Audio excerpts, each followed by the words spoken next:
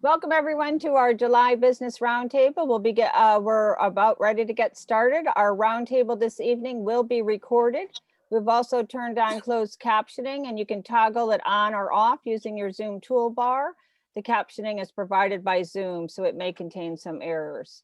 My name is Nancy Target. I'm here with my colleagues, Piali Callahan and Cynthia Cedeno. We work at the HCLS Miller branch. So if you're around, please stop by and say hello to us. And we are very, very excited to welcome Dr. X tonight. He's founder and CEO of Uplift Energy Coaching. And our evening will be facilitated by no other than Nat Alston. So we're super glad to have him here. I'm going to turn it over to Nat. He's going to introduce Bruce and we're going to get started. We will have time for questions. You can type them in the chat throughout the presentation, and we'll also leave time for questioning at the end. So thank you, Dr. Bruce, for being here. And thank you, Nat, always for hosting this. We're so glad to have the library system be part of this. Well, good afternoon, good evening, everyone. And again, Nancy, Piali, and Cynthia, thank you also on behalf of the Ujamaa Business Roundtable. We want to just again say thank you to the Howard County Library System for co-hosting this business showcase. And without you, we wouldn't be here. So again, my thanks to you. And tonight, as Nancy mentioned, we've got a great guest. All of our guests in the past have been great too, but we've got one that's a little special this time, and that he is also a veteran and a retired veteran in the U.S. Air Force, and he's got an exciting company that we want to explain to you and share with you tonight. And his full name is Dr. Xavier Bruce, but he also goes by the name Dr. X. So Dr. X, welcome to our show tonight, and we're so glad to have you. Hey, thanks for having me, Nat. Truly appreciate it. Let's rock and roll. I love it. Well, the first part of our show tonight, our business showcase, really, we want to get some insights as to who you are and really how you started the business. So the first part, as I mentioned, is going to be more about you. You're a retired military officer. So we've got that in terms of your bio. So my first question really is, why did you decide to pursue a career in the U.S. military? And second follow-up, what were some of the challenges that you faced? Great question, Nat. When I looked at my family structure when I was younger, I saw that my father was in the Marines. I had an uncle who was in the Navy. His name was Uncle Brother. And I had another uncle, Uncle Tommy Jr., who was in the Army, a Vietnam vet. My brother was in the Air Force, and I followed him into the Air Force Academy, actually. Okay. And I decided to join the Air Force by way of the Academy because guess what? Not only did I get paid to go to school, but I had a guaranteed job once graduating as a lieutenant. And it afforded me an opportunity to play college football.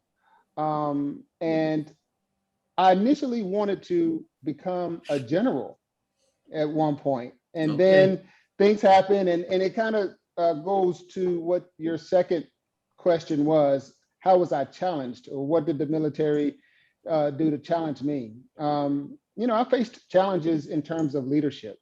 Mm-hmm. Most people don't want to admit that or put that out there, but the leadership that I received from superiors and the struggle that I had in trying to lead my direct reports. Because you see, I still is a Black male in the Air Force. The Air Force is a predominantly white institution. I went to the Air Force Academy, again, predominantly white, but here I am, country boy from Arkansas, and it was hard to get into the academy, but it was harder to stay there and do 24 years in the Air Force, retiring as a lieutenant colonel.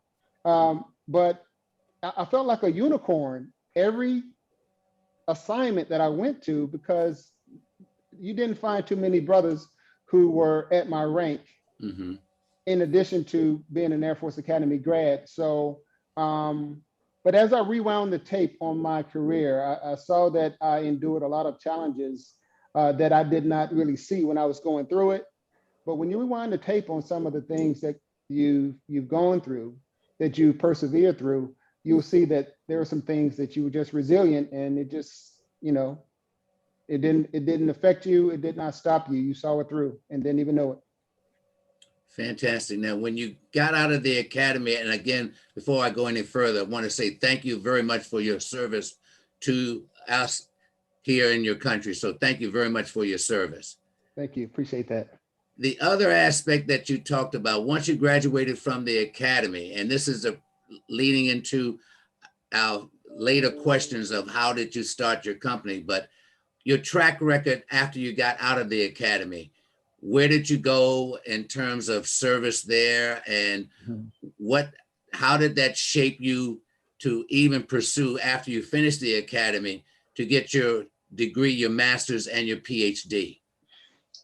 Great question. I bounced around the military, as most officers do. You bounce around every 2 to 3 years, maybe 4 years. I started out in Texas, went to Oklahoma, went to St. Louis, Philadelphia, Ohio. I deployed to Kuwait, Qatar, Honduras. It was in Kandahar, Afghanistan, that I just kind of changed my worldview, because while I was there, I was working on my doctorate. I was dealing with a rocky first marriage, as many military members do, for whatever reason. I guess maybe you're traveling so much and it's so stressful. But I was dealing with rocket attacks at the same damn time. So I had all these things going on at the same time. And there was this one morning in which a rocket landed nearby, and I had to run out to the bunker. It was early in the morning, so I was there by myself. And, I just felt like I was isolated. I felt like I had no one to talk to. I felt like if I went to military medical care, I might have gotten kicked out because, the stigma around mental wellness. So it was there in which I said, you know what, I got to uplift my damn self. And you fast forward to now, I have a company associated with that particular tagline. But I wanted to get my doctorate because I needed to differentiate myself from everyone else. Because I started out as a cyber operations officer, but then back in 2005, there was a big reduction in force. So we had too many people in cyber operations in my year group. So they were going to cut like 30% of the captains at that time.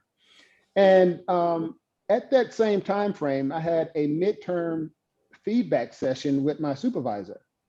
And instead of him talking about my performance, he's talking to me about that reduction in force that's looming. So in my mind, I'm like, okay, I see the writing on the wall. Perhaps I wasn't going to make the cut for whatever reason. So I retrained into healthcare administration. And that is what really skyrocketed my career from there. But I ran into issues being a senior captain in this new career field, because what are they going to do with me as a senior captain, new in the career field? So they stuck me in an administrative job instead of a leadership job. And I mean, whether you want to believe it or not, it seems to me that they put, and when I say they, sometimes the military puts you in a position of an administrative role when you are a service member of color. And it's just been, in my experience, that is what I've seen. So I was frustrated in that position. So that was one of the challenges that I faced. So I went ahead and got my doctorate, so that because I was behind the power curve, when people looked at when senior leaders looked at my promotion board recommendation, they'll see that my potential outweighed the job that I was in. So, and it worked. That's interesting when you start saying that your potential outweighed where you were. And was it anyone that you talked to, or any group that recognized that, and did they become possibly your mentor or your counselor and helping you to guide you and navigate through the remaining years of your military experience? Yes. So I reached out to other people that looked like me, other senior officers, CGO, company grade and field grade officers of color who felt my pain, who knew what I was going through. They know about overt and covert discrimination, racism, microaggressions, and they kind of talked me through how to overcome those things, how to not let it get to me to the point where I'm like, you know what, I'm done with the military, I'm out. Because guess what? The people that are your haters, they win at that point. Oh, we got him out. Bruce, we convinced him that this is not the place for him to be. So I had a mentor, we call him Boz, Boje. He really helped me get put in a position to prosper because I was in a situation in which my immediate supervisor, she did not endorse me for this special fellowship that I really wanted. She actually sabotaged it and told me that she sabotaged it, didn't put a recommendation letter in the packet that was being submitted, but took the verbiage from my packet and put it on someone else's packet and submitted that. And, you know, they just so happened to be white, and I was the black guy trying to put this in the system. Now, to me, as a young officer, I'm like, okay, something's not right about this. This is unfair. This is unequitable. However, it was that mentor that helped me get into a fellowship that this supervisor was not aware of. So it worked out, and it says that friendship is essential to the soul. It takes some time, and I'm not trying to be divisive or being pro Black veteran is not being anti-white veteran or anti-white. I'm just saying, hey, sometimes even if it's a women's group or a woman leader, sometimes women take care of women. Well, in this case, Black veterans, Black service members see what the problem is, and they help us navigate the landmines, the tripwires, and the pitfalls. So you stayed in there 24 years now, and really, I hear you say that this occurred when you were at that captain rank. How now did you navigate to get to the lieutenant colonel, and when did you decide to say, hey, now that I've reached that, I want to leave the military and go into civilian life? Great question. So in order for me to have made major, I had to outshine a number of people, because even though major was fairly easy to get, sometimes people don't make it to major. And then to make it to lieutenant colonel, oh man, it goes even further down in terms of promotion rates. Because that becomes more, excuse me for interrupting, that becomes now more political, doesn't it? Yes. Okay. Yes. So I felt like I had to do more than the ordinary senior major at that point. So fortunately, I had my doctorate, and the next level of developmental education, I got it done very quickly. That way I can get it done. And now I'm set up for, to be competitive for lieutenant colonel. And at this time, this is when I started nominating myself and volunteering for deployments. Now, you typically don't volunteer for a deployment. However, if you don't have a deployment in your record and others do, then you're probably going to have a hard time getting promoted. But as you can imagine, volunteering for a deployment kind of that goes a little bit against marriage. Yeah, it goes against the grain, so to speak. Right. And it kind of ruins a marriage when you volunteer to leave your family behind. But again, that was another challenge, pursuing a career, pursuing success in the military career, but also trying to balance your family life. And at that point, at that time in my life, it was tough to do. I can understand. So when did you end your 24-year military career? What time frame was that? Yeah, so this was about 2015, 16. So This basically it's been recent when you talk about that. It's 2015, 16. We're talking about 5 or 6 years, so to speak. Yes, and I decided, you know what, it's time for me to pursue my dream of being a subject matter expert in coaching. Because remember, when I was in Kandahar, Afghanistan, I had no one to talk to. Well, when I came back from deployment, I said, well, you know what?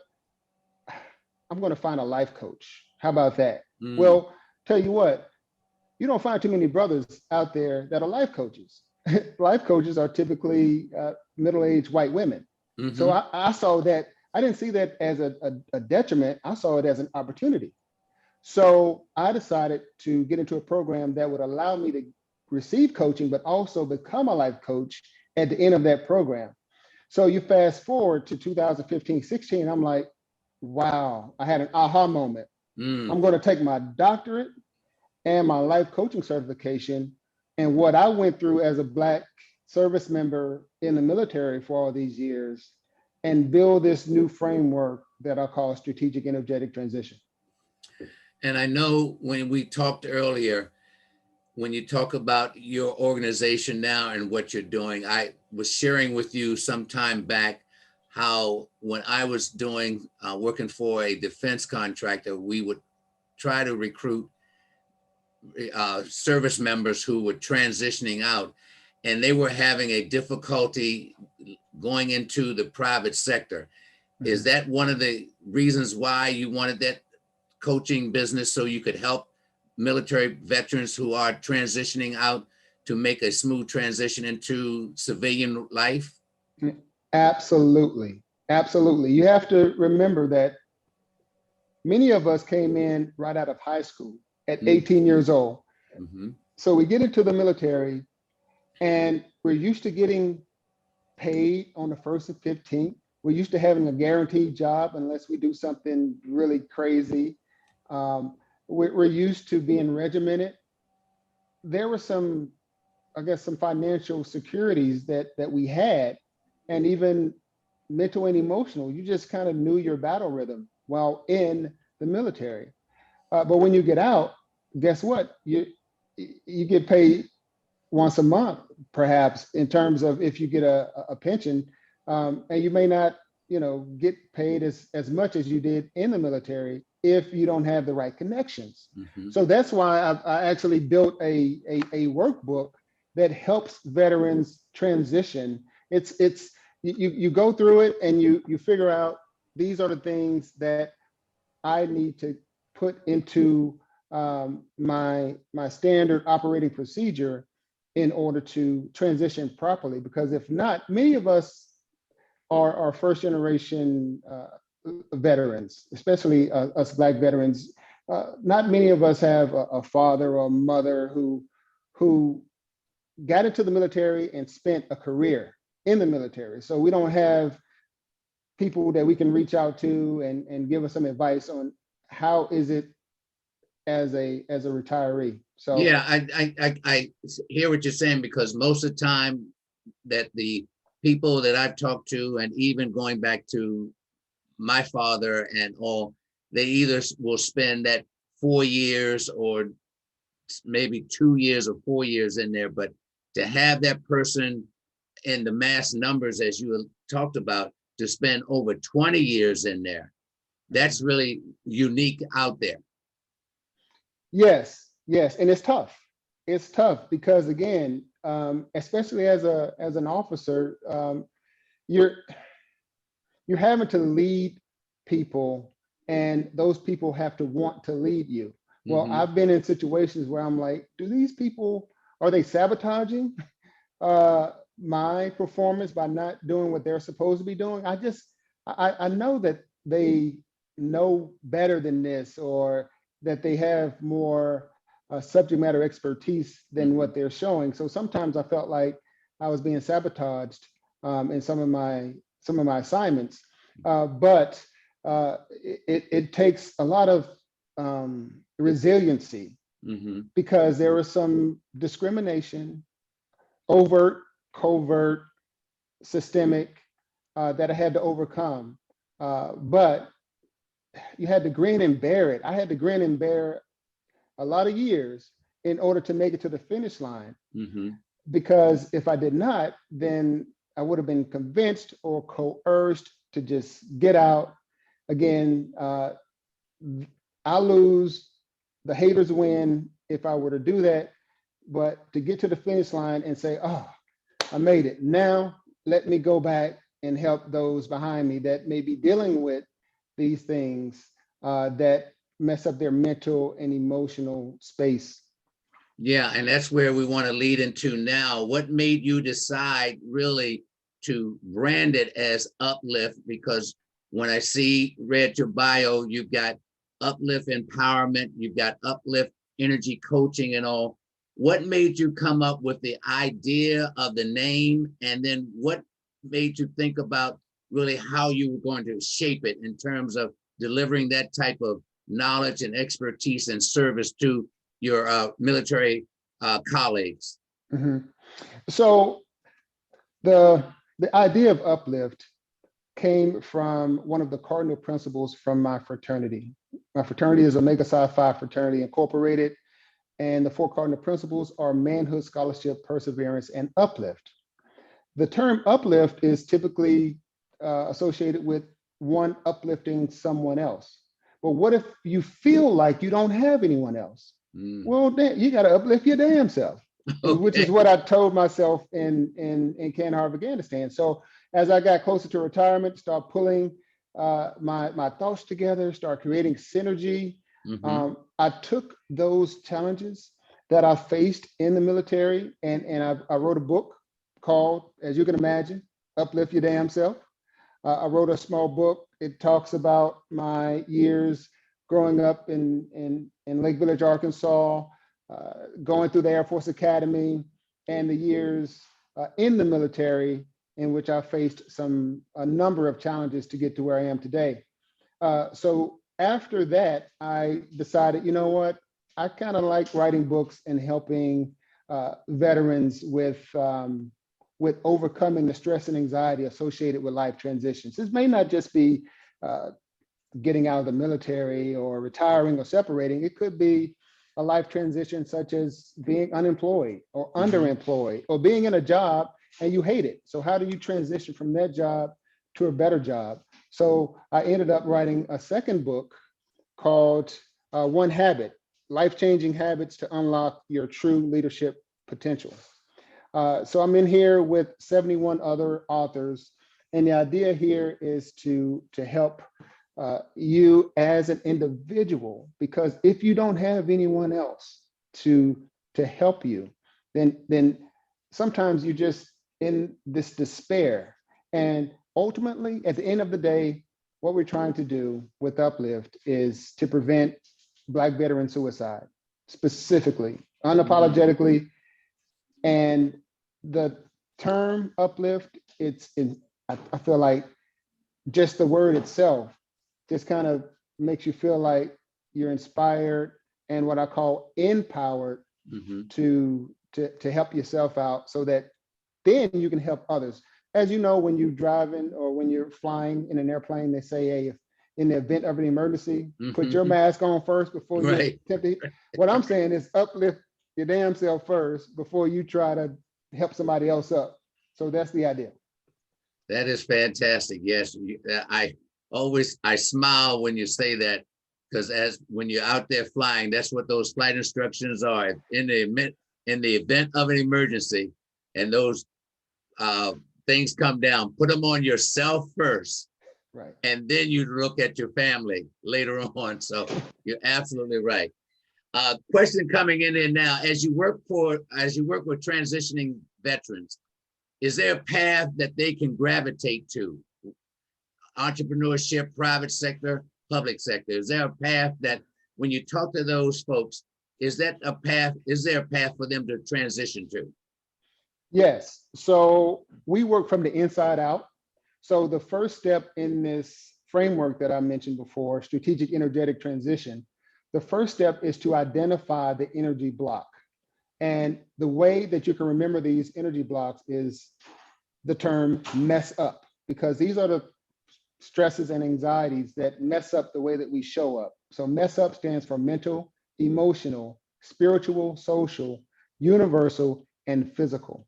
So first you figure out, okay, what is going on?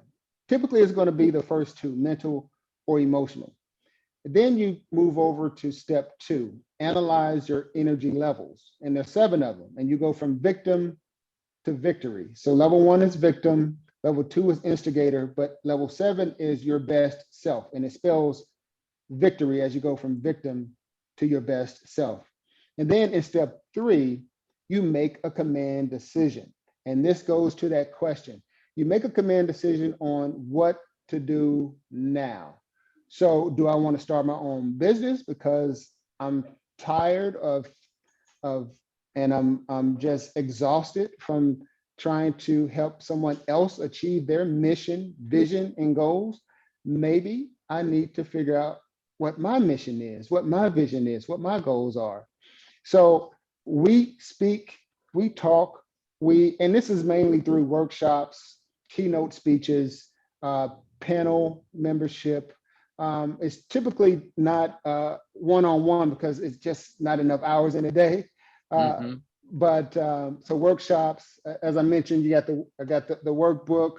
If I'm not available to get in front of you via a Zoom call or something like that, there are flashcards available, and it kind of walks you through how to decide whether or not you should start your own business or stay employed.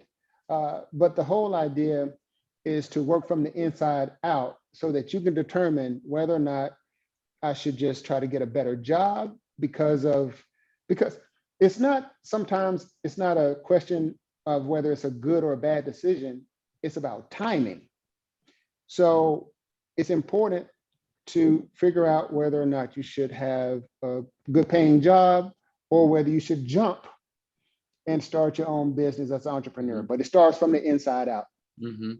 Great. Yeah, good question from our panel in there, and I understand that very much so.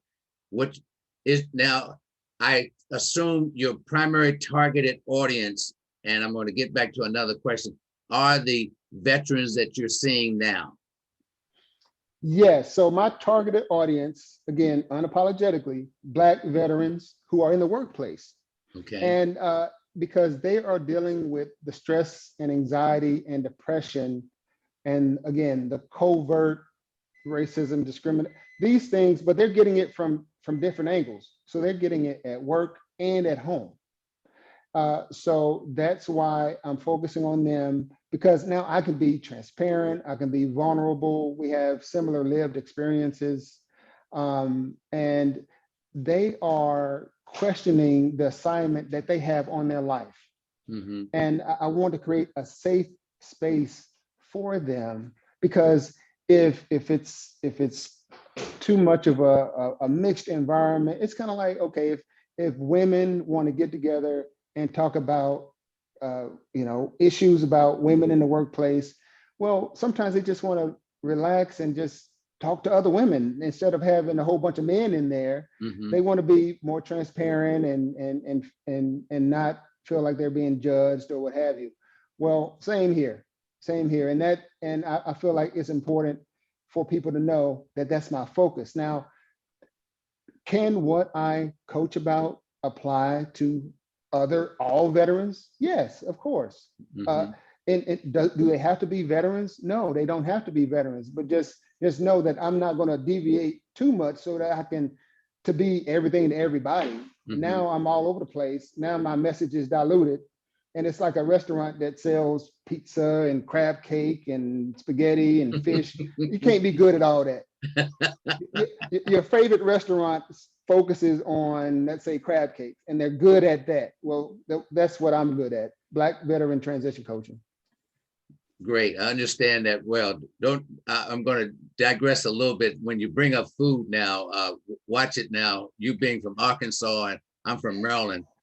When you mention crab cakes now, you got to change the whole tone. If you said pizza and maybe something else, but when you mention crab cakes.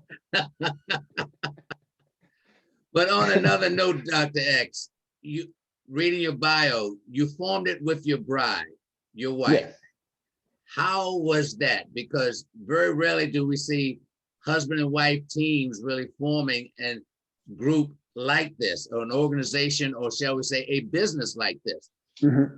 Tell me about that. How was that really? Because it's only been a couple of years that the two of you have gotten together to really put this together for the veterans. Is she a veteran?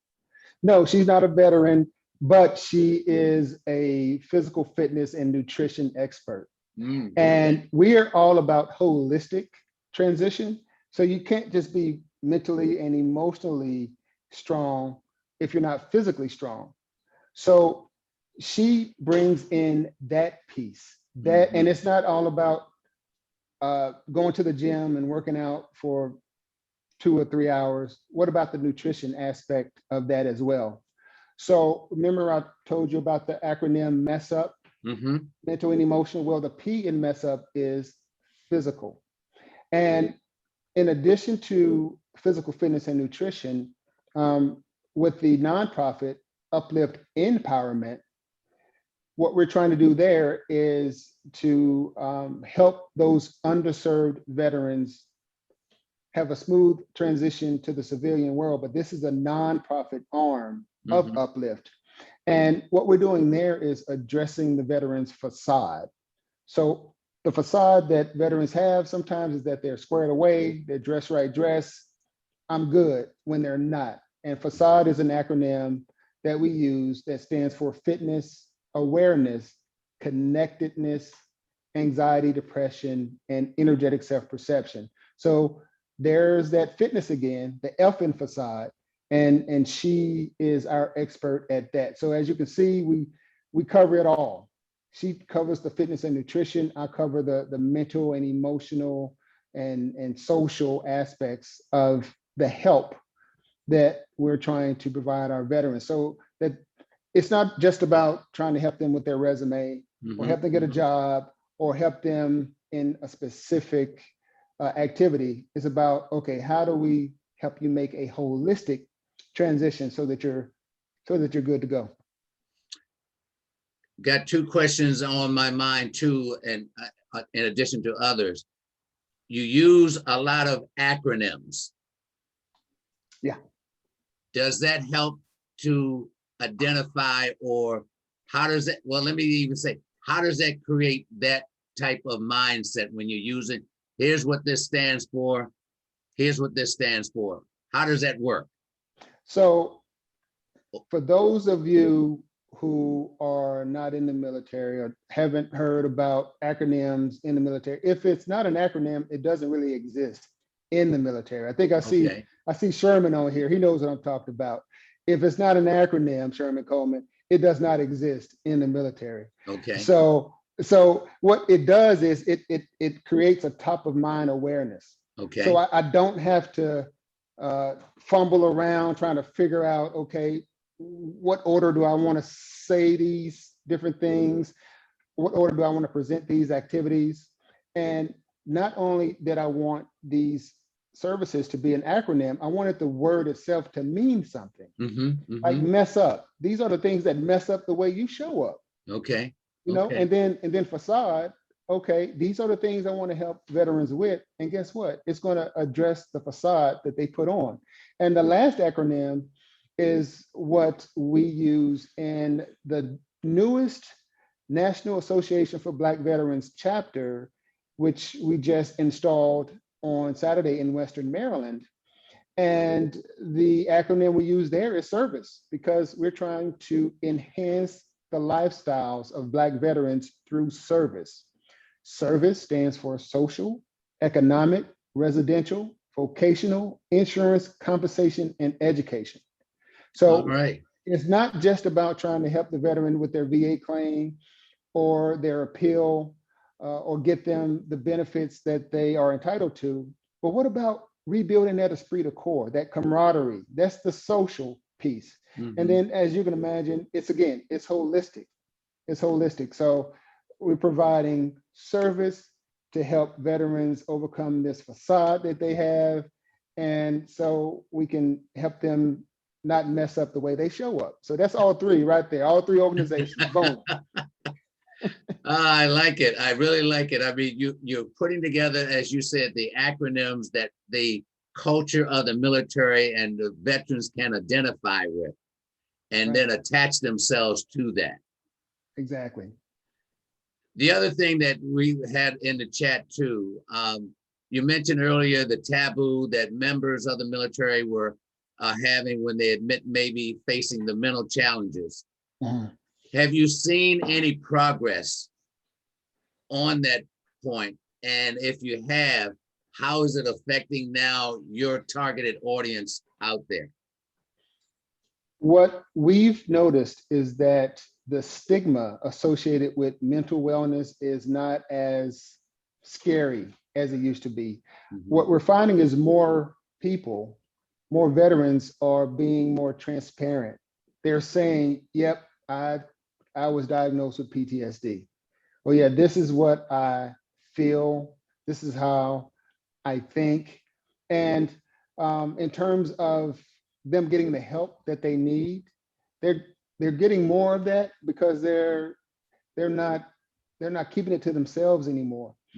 And that's the reason why I wanted to create this safe space so that veterans can be like, you know what? Yeah, I'm dealing with this. Oh, you dealing with that? Oh, I'm dealing with that too. Oh, what did you see? Oh, this is what I saw. Oh, yeah, I saw the same thing. Now, years ago, perhaps these conversations wouldn't occur because no one may have wanted to admit that they had PTSD, nor would they want to go and get help for it or go to the psychiatrist or something like that. Well, here's the deal. The thing is, when we admit these things, that is when we can get that specific help that we need. And when I say uplift your damn self, it kind of ruffles some feathers. It does not mean that you don't ask for help.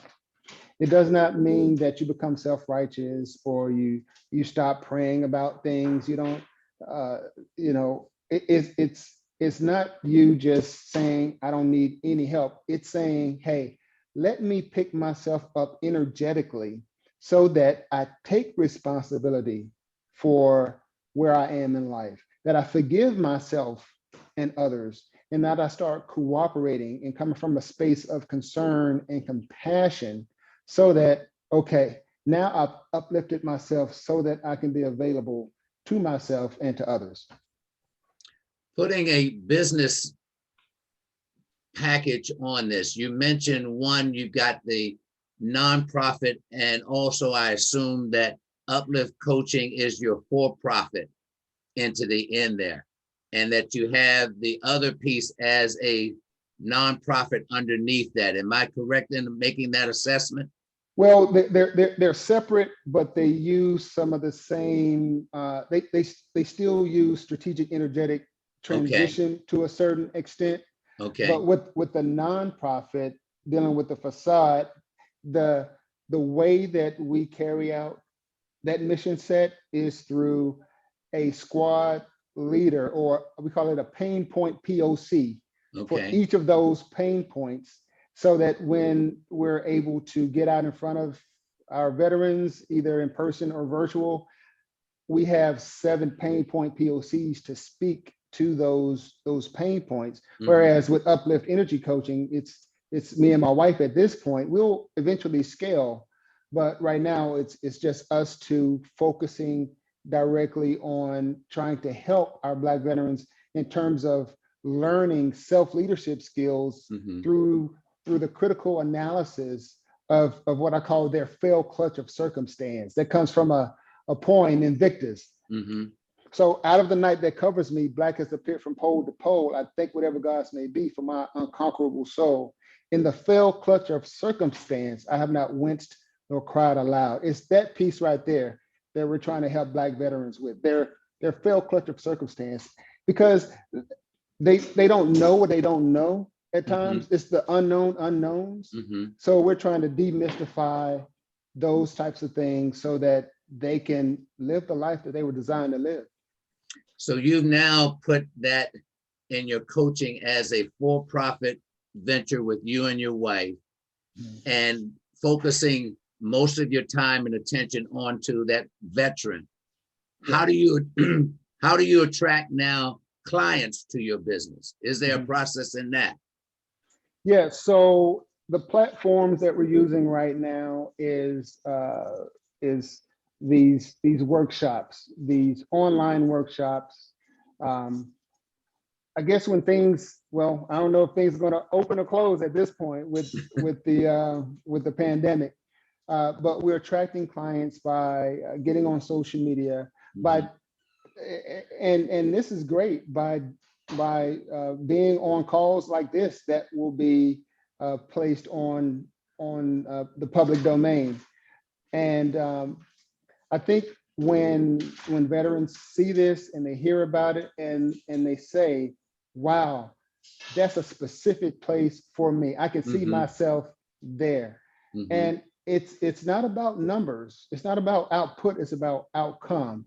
8 people thoroughly immersed are far greater than 80 with lukewarm enthusiasm.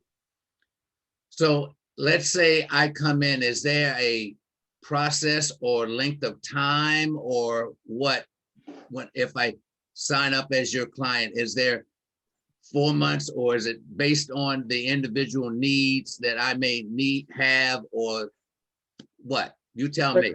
No, great question. So the first small step would be a 30-minute breakthrough laser coaching. That is to give the veteran a taste of how I am and how this works, and for both of us to see if it's a good fit. I may not be a good fit for the veteran may not be a good fit for me. Again, it's not about the money, it's about the outcome. So at the end of that 30-minute breakthrough laser coaching, we decide whether or not we want to sign up for an actual, at least 3 months. It's a 3-month contract that we meet once a week for an hour, and there'll be different price points and different packages based on whether or not you want to meet, for 2 hours a week, then the pricing on that will change. But it starts out with a 30-minute breakthrough laser coaching, and then if you sign up with me for me to coach you on this strategic energetic transition framework, then you sign up for a 3-month transitional program. Fantastic, fantastic.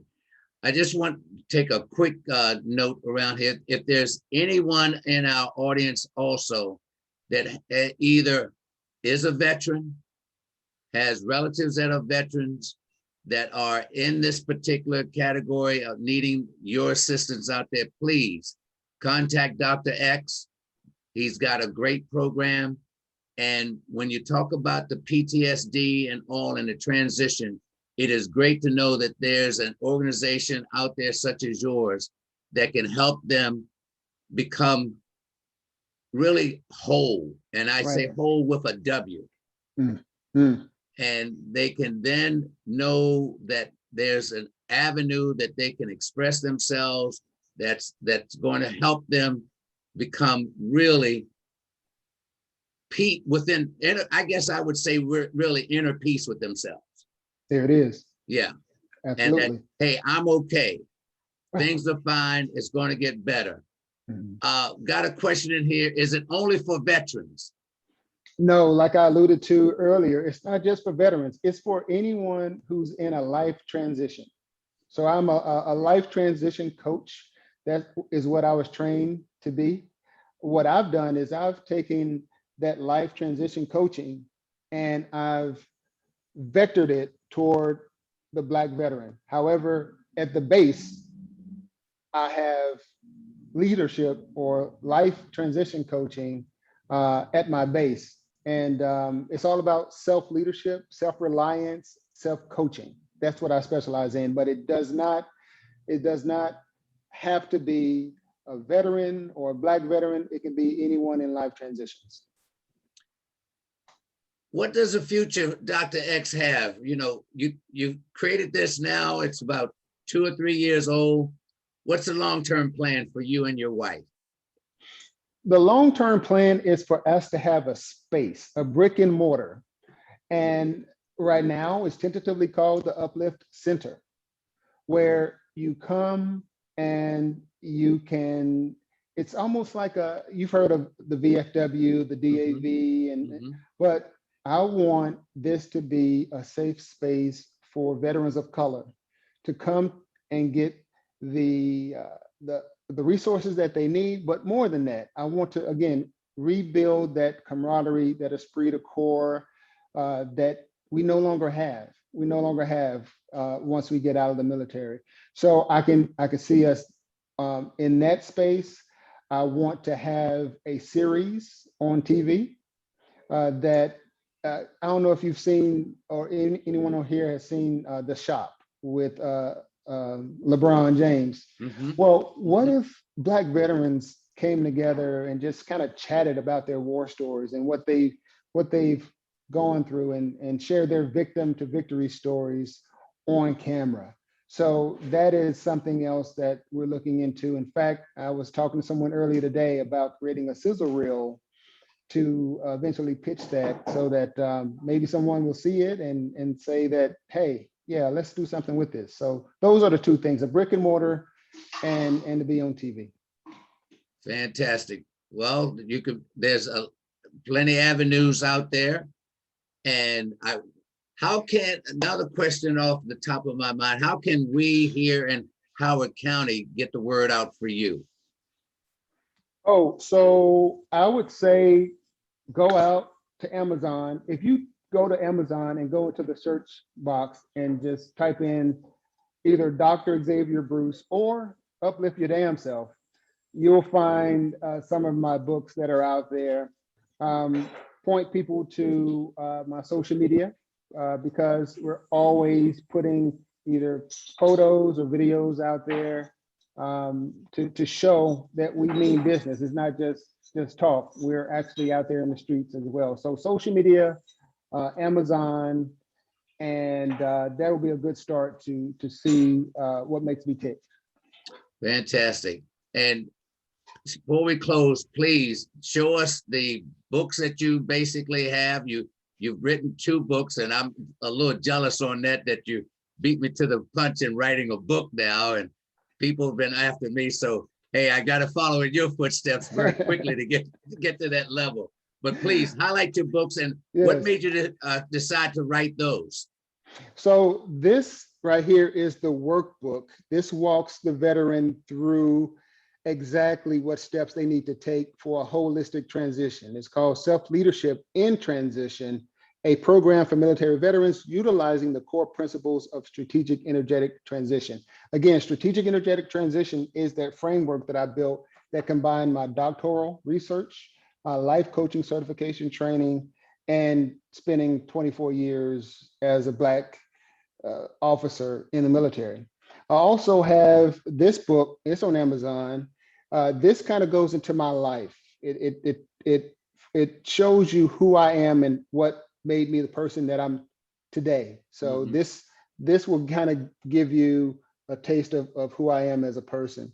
These are flashcards because not everyone has a device in which, like for example, if people are deployed or they're traveling and they don't have their phone, well, these flashcards can help you learn how to use strategic energetic transition, and it's at the top of your mind. So these are flashcards. And last but not least, this is my latest book, Leadership Potential, Life-Changing Habits. This has 72 authors in here, and they're all talking about one habit that they have that helps them be the best. It's not about whether or not you are a leader. The question is, how well do you lead? So that's what that book's about. We got a quick question in here too. Where can we get the flashcards? The flashcards, please contact me. I have a box of these here. These are not on Amazon. I need to put these in a store, but you can actually, you can order these. If you go to upliftyourdamnself.com, you can place your order there. Well, I'll do that because after all my years, I guess I need to uplift my damn self a little bit. Absolutely. Well, great. Dr. X, really, it's been a pleasure have you share with us tonight. And I want to encourage people who are on this Zoom, please get the book, read that, the flashcard and all, and support that. If you have a relative, a friend, anyone that you know that is a veteran of color that possibly needs this type of assistance and help, reach out. How can they reach you? Just go on your website, if you will, and or go Google and type in Dr. X. Is that? Yeah, it's that easy. You don't find too many Dr. X. it was that easy. Right. So yeah, please do. Just go in there and let people know that you connected with the person that's doing some fantastic work here in the Howard County, Frederick County area in Western Maryland. If particularly if they're a Black veteran here in the county and need this help, because a lot of times we don't know what we don't know.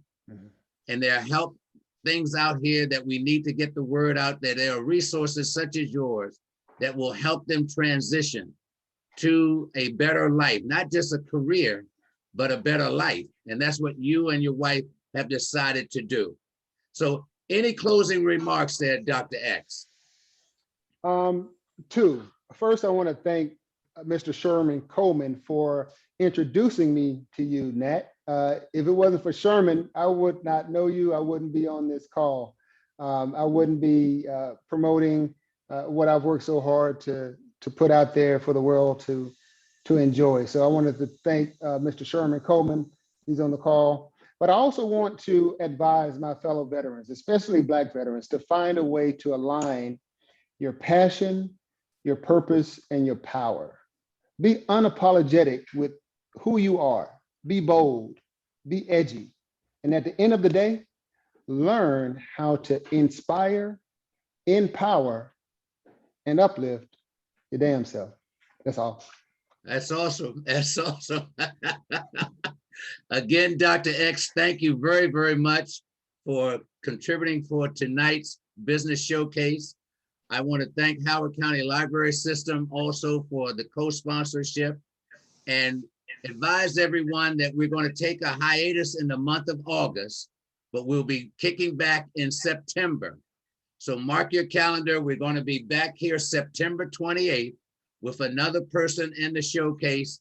And again, please remember Dr. X, Google, Amazon, whatever. Make sure that you get the word out to all your veteran friends that if they don't need the help, connect them anyway.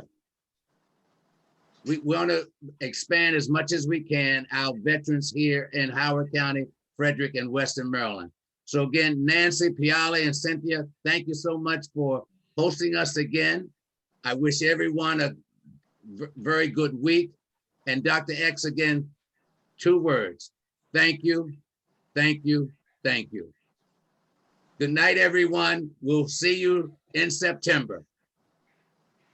Thank you. Thank you.